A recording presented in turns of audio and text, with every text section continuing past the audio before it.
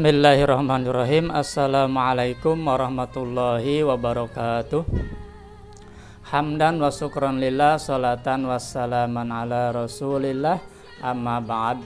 Rabbi shrah li sadri wa yassir li amri wahlul 'uqdatam min lisani yafqahu qawli. Selamat pagi anak-anakku semuanya. Apa kabar hari ini? Mudah-mudahan kamu semuanya sehat. Kamu semuanya senantiasa ada dalam suasana yang gembira. Bertemu kembali dalam program Belajar dari Rumah, sebuah video pembelajaran suplemen yang dibuat dalam rangka mendukung pembelajaran jarak jauh bagi anak-anakku semuanya. Dan masih bersama Mang Guru Mumu, guru yang akan membersamai kamu melalui video pembelajaran suplemen ini selama kita melaksanakan pembelajaran jarak jauh.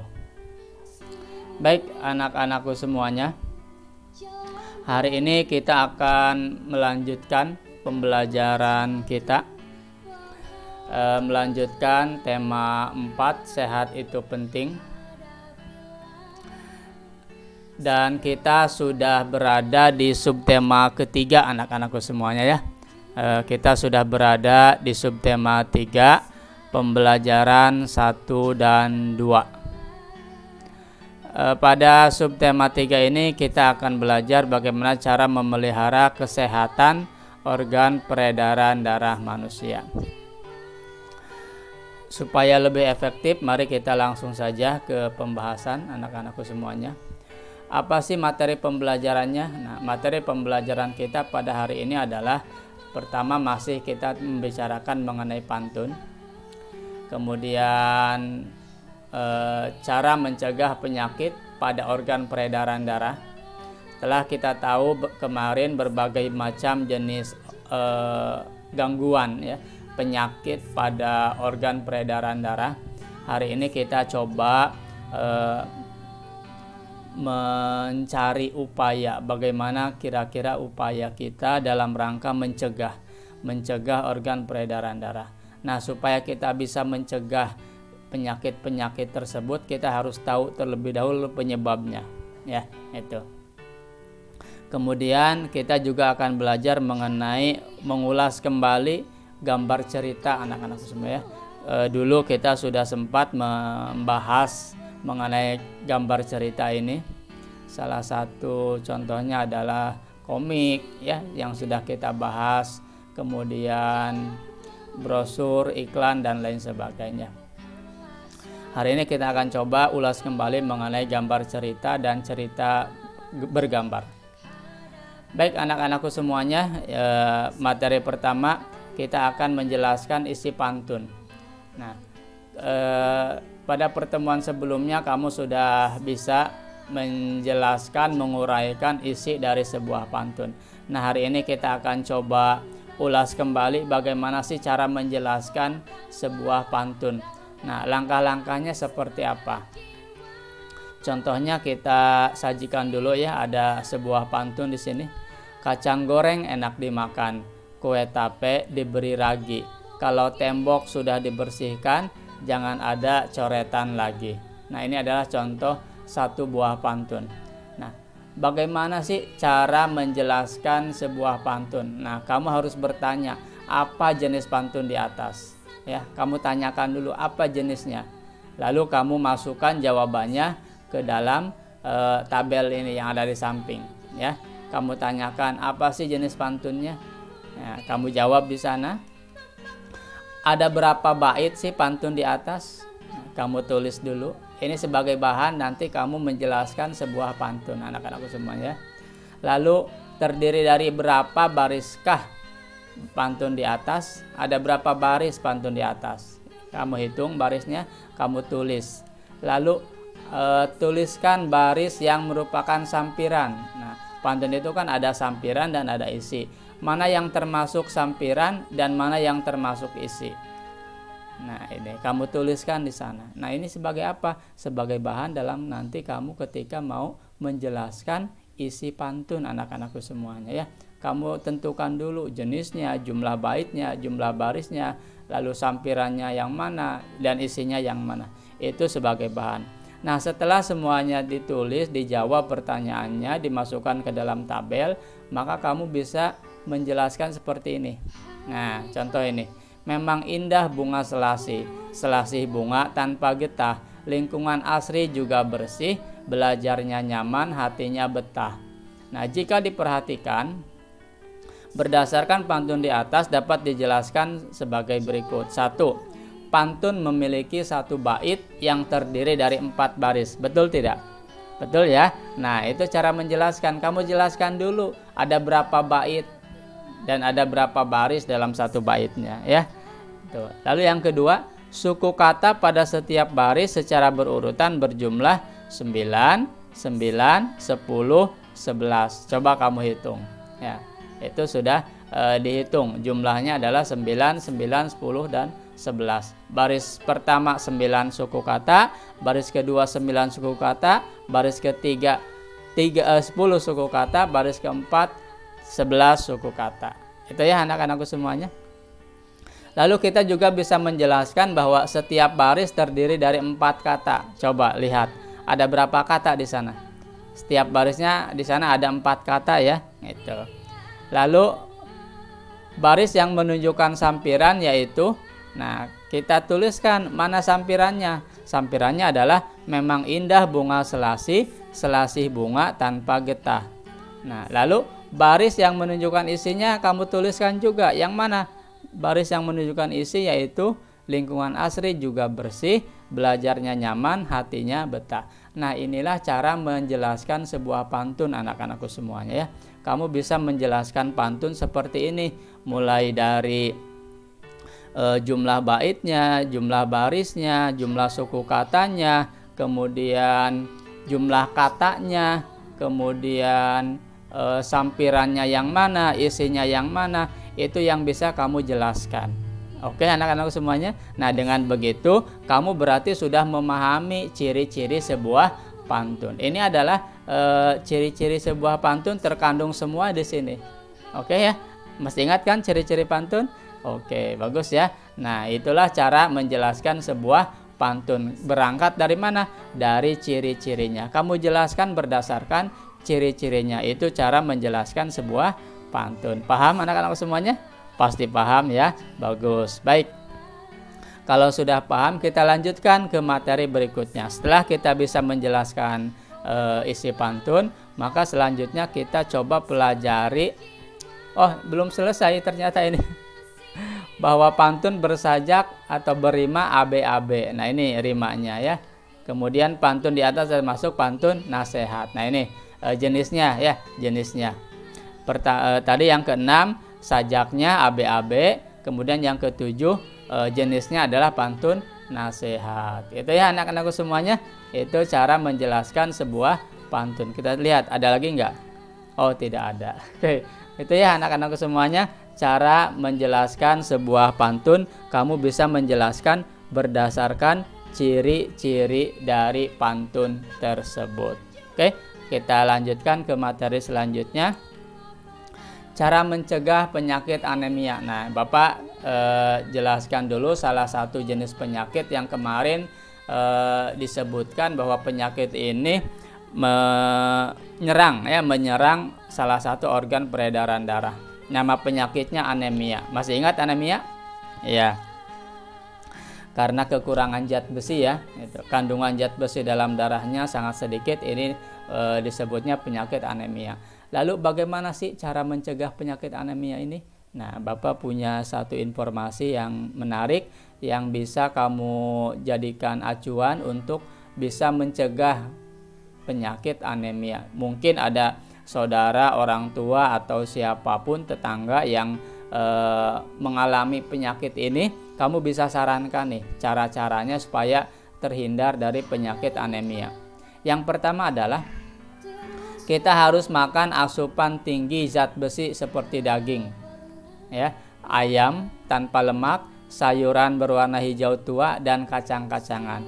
Nah, jadi kita harus banyak memakan makanan yang mengandung zat besi tinggi, ya, zat besinya yang tinggi. Seperti apa? Seperti daging, kemudian ayam tanpa lemak, sayuran berwarna hijau tua ya, bayam dan lain sebagainya, dan kacang-kacangan. Itu semua makanan ini mengandung zat besi tinggi anak-anakku semua ya.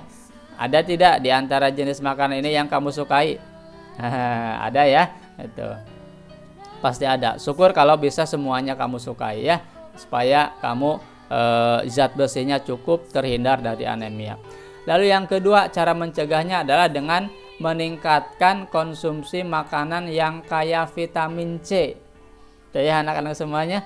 Oke, makanan yang kaya mengandung vitamin C. Seperti apa Pak? Seperti jeruk, stroberi, dan brokoli. Nah, ada yang suka brokoli? Oke, bagus ya.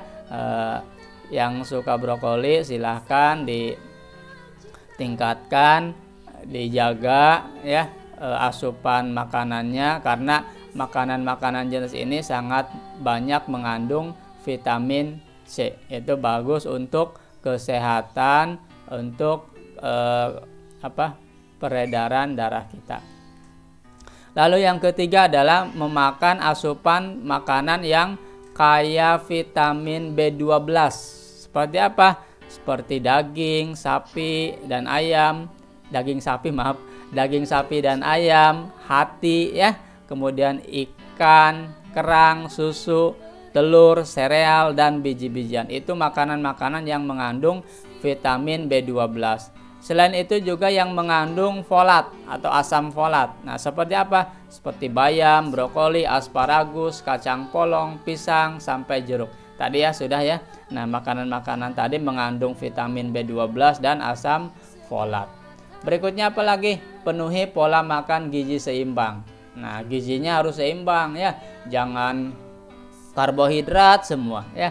Kamu mungkin ada yang suka makan nasi sama gorengan. Nah, itu tidak seimbang anak-anakku semua ya. Nasi itu kan karbohidrat, gorengan juga ada karbohidratnya di sana ya, kebanyakan karbohidrat. Nah, jadi makanan itu harus seimbang anak-anakku semua. Gizinya ada karbohidratnya, ada vitaminnya, ada mineralnya, ada lemaknya, kemudian ada apa lagi? Susu ya. Itu pokoknya harus seimbang, sayurannya harus ada, ikannya harus ada ya. Nah, itu. Kemudian hindari minum teh dan kopi saat makan. Nah, awas, hindari minum teh dan kopi saat makan. Kenapa? Karena teh dan kopi ini kan mengandung kafein. Nah, kafein ini dapat membuat tubuh lebih sulit menyerap zat besi anak-anakku semuanya ya. Itu alasannya. Jadi tolong hindari minum teh dan kopi saat makan. Nanti minumnya kalau sudah makan selesai, sudah beberapa jam setelah makan. Itu ya anak-anakku semuanya. Yang kelima, cara mencegah penyakit anemia. Dan yang keenam, atasi penyebab kehilangan darah. Nah, misalkan nih ada di antara kamu yang sudah mengalami haid ya. Bagi perempuan nih yang sudah mengalami haid, silahkan konsultasikan ke dokter, minta obat penambah darah supaya kondisi kita tidak terlalu lemas ya, ada tenaga gitu ya. Kemudian apalagi? Sudah ya, cukup ya. Di sini cara mencegah penyakit anemia seperti ini. Nah, ini baru satu anak-anakku semuanya, baru satu jenis penyakit. Bagaimana dengan jenis penyakit yang lain, Pak? Nah, kalau Bapak jelaskan semuanya di sini tidak akan cukup anak-anakku semuanya, tidak akan pernah cukup dan butuh waktu yang panjang. Maka dari itu, silahkan anak-anakku cari penyebab penyakit lain, ya penyakit lainnya kamu cari penyebabnya apa dari berbagai sumber. Silahkan boleh baca buku, dari majalah, dari koran, dari internet, mungkin dari sosial media, ya sekarang gampang. Nah, supaya apa? Supaya kita bisa mencegah penyakit tersebut. Kalau kamu tahu penyebabnya, maka kita harus bisa mencegahnya, ya, mencegahnya itu. Tapi secara umum, cara mencegah timbulnya penyakit yaitu ini yang bisa kamu lakukan. Pertama, berolahraga secara teratur. Yang kedua, tidur yang cukup. Kemudian atur pola makan yang baik. 4. Hindari asap rokok. Nah, baik sebagai perokok aktif maupun perokok pasif. Nah, kamu kan belum merokok ya, dan jangan sampai merokok, kamu itu termasuknya kalau misalkan orang tua kamu merokok dan kamu berada di samping orang tua kamu, maka kamu juga termasuk perokok pasif, anak-anakku semua ya, perokok yang ikut menghisap asap rokok dari orang lain. Maka dari itu kalau ada anggota keluarga, ayah, kakak atau paman siapapun ya yang suka merokok, ketika sedang merokok kamu hindari, kamu jauhi ya. Apalagi kalau sampai merokoknya di dalam rumah. Nah, kalau bisa diusir saja ya, suruh keluar dulu, karena tidak baik merokok di dalam ruangan ya. Merokok yang profesional itu merokoknya harus di luar ya. Harus di luar, jauh dari anak-anak, jauh dari orang lain yang tidak merokok. Gitu ya anak-anakku semuanya. Jadi jangan sampai kamu menghisap asap rokok baik secara aktif maupun secara pasif. Dan bagi ayah bunda semuanya mohon pengertian, kalau ayah yang suka merokok silahkan merokoknya di luar, jauh dari jangkauan anak-anak, supaya anggota keluarga kita tetap sehat, tetap bisa menjaga kesehatan tubuh. Itu ya anak-anak semuanya dan ayah bunda semuanya. Kemudian kita juga akan coba bahas penyakit pada jaringan sistem peredaran darah pada hewan. Apa saja sih penyakit-penyakit yang bisa menyerang ya pada hewan, terutama pada hewan ternak peliharaan kita. Jangan sampai hewan ternak peliharaan kita itu sakit dan membuat kita rugi, anak-anakku semuanya. Yang pertama ada namanya penyakit paralisa. Nah, ini penyebabnya karena kesulitan melahirkan pada hewan betina, biasanya pada sapi, anak-anakku semua ya, karena fetus yang mendesak saraf obturatoria. Luka saraf obturatoria bisa terjadi karena keretakan tulang pelvis, adanya pertumbuhan tulang baru atau kalus dari pelvis yang mengalami retak, atau adanya tumor pada tulang pelvis. Nah, jadi gejalanya hewannya akan menjadi lumpuh, anak-anak semua, tidak bisa berjalan. Itu ya contohnya. Kemudian yang kedua penyakit mulut atau penyakit kuku pada hewan. Nah, ini disebabkan karena apa? Ini biasanya karena serangan virus, ada virus. Nah, dan ini menular, anak-anakku semua ya. Jadi kalau bisa segera diobati kalau ada kambing yang kamu pelihara itu mengalami penyakit mulut atau penyakit kuku. Dan yang ketiga contohnya adalah radang susu atau mastitis ya. Serangan ini penyakit ini disebabkan karena serangan bakteri yang bernama Streptococcus agalactiae. Nah, karena adanya radang atau infeksi yang menyerang saat kambing menyusui anaknya. Nah, ini ya. Jadi ini radang susu. Itu ya. Nah, ini contoh-contoh penyakit pada jaringan sistem peredaran darah hewan. Kamu bisa carilah yang lainnya lagi dari sumber yang lain, dari buku, internet dan lain sebagainya. Oke ya. Kamu perbanyak literasinya, kamu perbanyak membaca bukunya. Itu ya anak-anak semuanya. Baik, selanjutnya setelah kita tahu penyakit pada sistem peredaran darah hewan, kita coba lanjutkan ke materi berikutnya yang ketiga, yaitu tentang cerita bergambar dan gambar cerita. Nah, ini dua istilah yang berbeda, anak-anakku semua ya. Tolong perhatikan di layar. Di sini ada sebuah dongeng anak, judulnya Ayam Jantan yang Cerdik dan Rubah yang Licik. Nah, di sini ada ceritanya, dan ceritanya ini dilengkapi dengan gambar, anak-anakku semuanya ya. Ada ceritanya, ada gambarnya, ada ceritanya, ada gambarnya ya. Nah, mana yang dimaksud dengan cerita bergambar dan mana yang dimaksud dengan gambar cerita? Nah, ini kita bedakan ya. Cerita bergambar itu yang ini, yaitu cerita ini ada ceritanya ya, yang dilengkapi dengan gambar ya. Paham kan? Ini namanya cerita bergambar. Nah, sedangkan gambar cerita ini adalah khusus gambarnya saja ya, khusus gambarnya saja, tapi gambarnya ini menunjukkan atau mewakili dari cerita tersebut ya. Ada adegan yang menunjukkan dari cerita tersebut, itu namanya gambar cerita. Tanpa cerita pun gambar ini sudah dapat kita pahami, oh adegannya seperti itu Paham kan anak-anakku semuanya? Paham ya? Nah, itu namanya gambar cerita. Jadi ada cerita bergambar, ada gambar cerita. Lalu mana yang akan kita bahas? Yang akan kita bahas adalah yang ini, gambar cerita. Ya, bagaimana cara membuat gambar cerita? Oke, sudah siap? Oke, kita lanjutkan ya. Cara membuat gambar cerita. Yang pertama, tentukan ide atau gagasan atau tema yang akan dibuat. Apa idenya? Apa gagasannya? Ceritanya tentang apa? Kamu tentukan dulu. Ya, tentukan dulu. Jangan sampai kamu asal gambar tanpa menentukan ide, tanpa menentukan gagasan atau temanya, gitu ya. Lalu yang kedua, tentukan karakter tokohnya, baik tokoh utama maupun tokoh pendukungnya. Tentukan mau tokoh hewankah, mau tokoh manusiakah, atau tumbuhan, ya. Itu terserah kamu, ya. Silahkan tentukan yang mudah kamu gambar, yang bisa kamu gambar. Kemudian buat alur cerita sederhananya seperti apa, alurnya bagaimana, ya. Kemudian dikembangkan. Nah, setelah itu mulailah menggambar sesuai dengan alur ceritanya, ya.